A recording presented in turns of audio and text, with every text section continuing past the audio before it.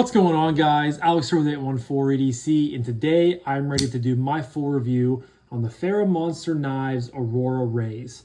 Now, this is a personal knife of mine. It was very, very graciously sent over to me from Ferramonster.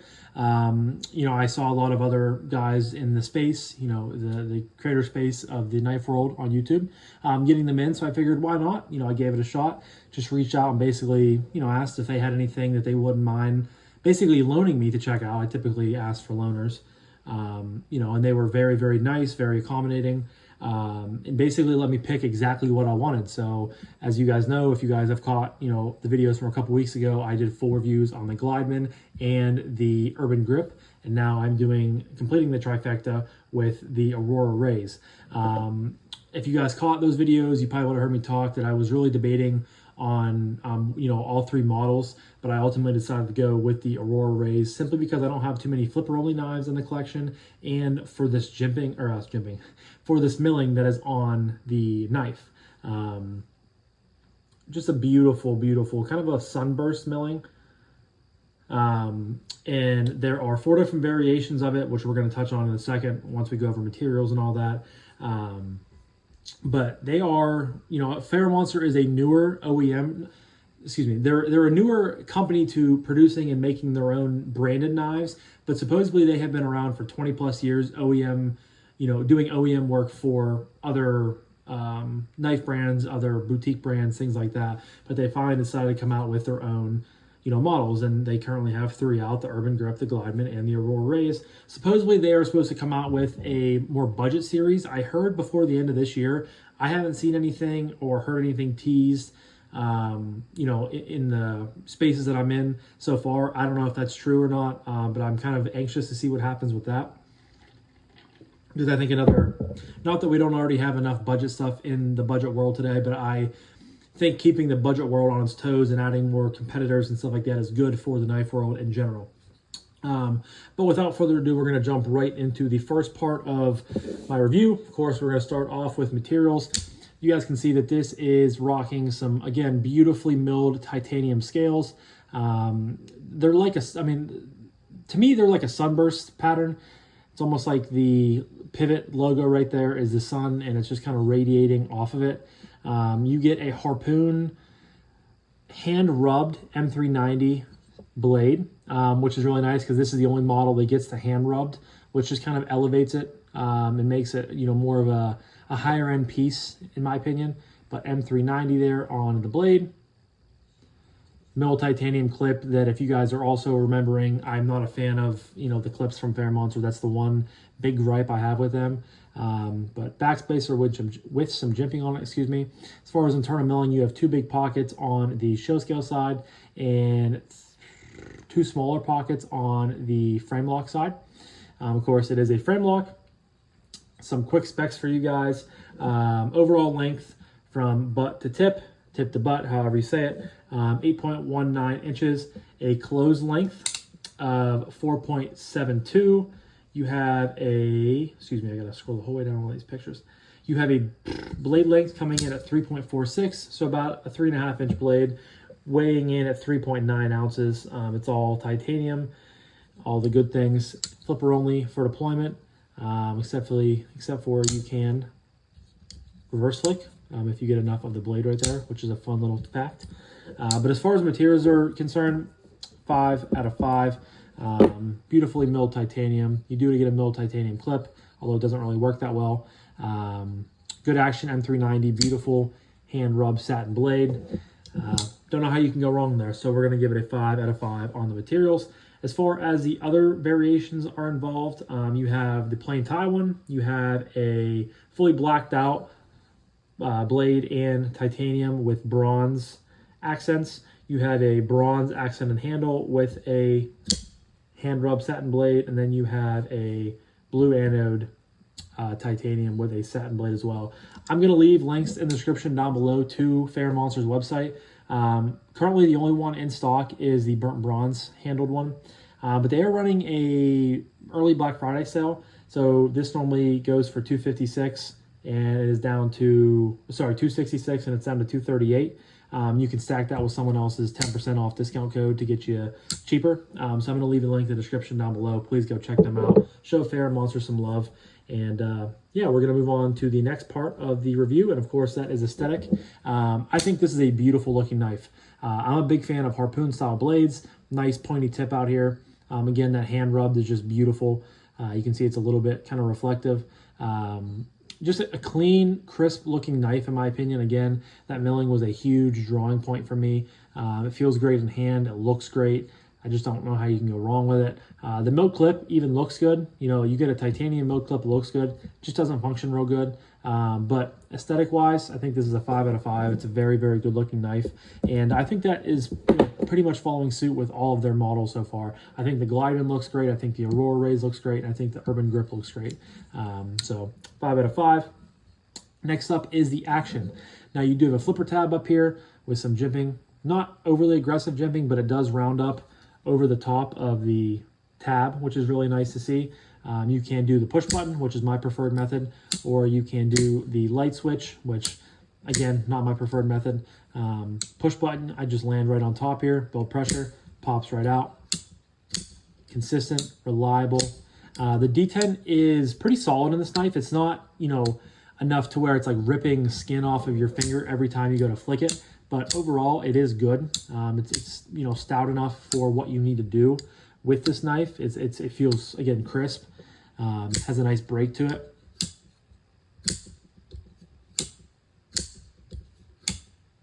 Just fires out real well. And like I said earlier and showed earlier, is you can use the harpoon area of the blade. Get your middle finger down there. And as long as you have enough space, it'll fire out. You guys can see I just did it 3 times in a row. Sometimes you misfire just because it is a little bit awkward to kind of flick off of, but it works pretty reliable, and it's just a nice little added feature to a knife that you would really only consider to have one opening method. You can, of course, also put your palm of your thumb right there on the blade and slow roll it out. No issues whatsoever there. Then for the close, you have blocked it pretty tight. I was gonna say there might be a smidgen of blade play, but overall very, very tight. You guys can see how it drops to your nail. So if you're close enough to the flipper tab, it'll close. A few shakes and you're home, it'll close. One big shake and you're home. Or if you drop down lower, the blade will drop to hit your nail. One shake and you're home. Drop and hit your nail. Micro shakes and you're home. Overall, it's very, very smooth. I heard putting skiffs in here. Of course, you know, that's what Kevin always does with his knives. He puts skiffs in, and you know they're going to make them better. But I heard it really takes it up to another level of like just kind of wow. But I'm very happy with the stock bearings. I think they work very good. I think they are, you know, it's very smooth. It's been a fun knife to fidget with, and I enjoy it. So as far as Action is concerned, we're keeping the 5 streak going, and we're going 5 out of 5. Next up is Acoustics, and that's usually where the 5 streak ends.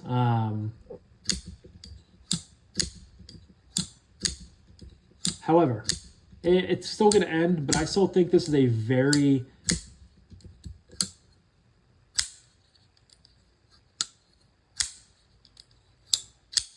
it's a very good sounding flipper only knife. You almost get some high pitched tings. They're very, very close. They're right on the border.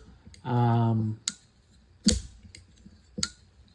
go 4.5. This is always such a struggle for me. I feel like I feel like it's just such a minute thing to worry about. But I want to be honest with my review. You're so close. I'll go 4.5. I do think that is a very good sounding knife. Not perfect, but it is very well above average, and I think that's a fine score for the Acoustics. Next up is Ergos. Like we said earlier with the aesthetics, it's a very, you know, just clean lines. You pretty much have a nice arch going on the back here. Down here, you have a straight line until you get to this cutout finger groove. You do have sort of a landing choil up there, but you do have to be careful because you are very close to the edge of the knife and you don't want to slice open your finger. But I can get all 4 fingers on this knife very, very easily. You guys can see there's a little bit of the knife sticking out out of your pocket, out of the back of my palm of my hand. I don't feel, squished on here. I don't feel restricted. I just feel nice, comfortable. Again, you do get that finger groove right there, and then the flipper tab with jimping kind of gives you a nice little natural restriction point. I can space out as much as I want. My thumb lands right up here into this harpoon area, whether it's right here, kind of half and half, or the whole way out here onto this little thumb ramp, for maximum push through push cuts and control through different types of cuts. Of course, like I said, you can use this and choke up, but I would only recommend using this, when you're very, very comfortable with what you're doing and you're going to be careful with this blade, obviously, on the edge of the blade right there. The milling adds a really nice texture to it, to where it's not overly aggressive. It's not going to, eat your hands up. It's not going to rip open your skin over time. And I don't think that this is necessarily directed towards being a hard use knife anyway. It probably could handle quite a bit of abuse, but I think this is more directed towards being a higher class EDC knife. At least that's how I'm using it and how I see it. But the jimping, or excuse me, the jimping, it's the second time I've done that. The milling adds a really nice amount of grip and texture to it. I highly, highly like it. Highly recommend it. It's not overly thick. It's just really, really comfortable. There's no hot spots. The pot clip is nice and flat and pretty flush to the scale. No sharp edges really, except for it is a little pointy up here, but that just buries right in the palm of my hand. And again, no issues. So, usually when I have no complaints about a knife, about a certain category, it's going to get a 5, and that's exactly what I'm giving this on the ergos. Next up is carry, which is going to be the least excited I am about this knife. I am just not a fan of this pot clip. I think that Ferramonster has a lot of good products on their hands. They have three really good knives. I just think that maybe in the future they can revision their pot clip. It's just, it is so hard to get in and out of your pocket. You have about that much sticking up out of there, which I'm not a huge fan of. Like I've said, I've come to be better understanding of milled clips and having them stick up out of your pocket. But overall, just don't enjoy this one. I've said it in the the Glideman review. I've said it in the Urban Grip review, and I'm going to say it in the Aurora Rays review. I don't really like it. And I want to say I gave them a 3 or 3.5 on the other 2 reviews. It goes down in your pocket. You do have a flipper tab down here with jimping, so you do have to be careful of when you're going past it to grab, chapstick, change, medicine, anything like that might be floating underneath it. There's a small risk of maybe when you come up out of there, it might catch on your hand and come out of your pocket. I didn't have any of those issues, and I don't think that's something you typically encounter, but you guys know I just like to point it out there and just make you guys aware.